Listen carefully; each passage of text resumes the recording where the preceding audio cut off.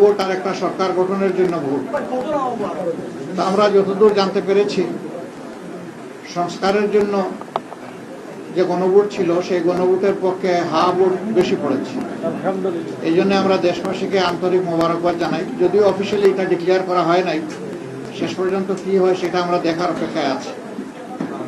আর সরকার গঠনের জন্য যে নির্বাচন হয়েছে সেখানে মূল প্রতিদ্বন্দ্বিতা ছিল মূলত দুইটা জোটের মাঝেই বলতে হবে। আমরা অংশগ্রহণ করেছি। নির্বাচনের প্রক্রিয়া যখন শুরু হয়েছে তখন থেকে শুরু করে আমরা আমাদের কার্যক্রম চালিয়েছি। আমাদের যারা প্রতিদ্বন্দ্বী ছিলেন তারা তাদের কার্যক্রম চালিয়েছে। স্বাভাবিক একটা নির্বাচন যখন হবে সবাই জিতবে না, কেউ জিতবে কেউ হারবে, এটাই গণতন্ত্রের সৌন্দর্য। আমাদের দেশে কিছু সংস্কৃতি আছে, আমরা এই সংস্কৃতিকে পাল্টানোর পক্ষে।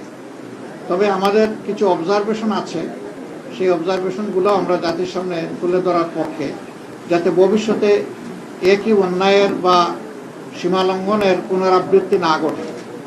বেশ কিছু ঘটনা ঘটেছে, আমরা এগুলা কম্পাইল করছি।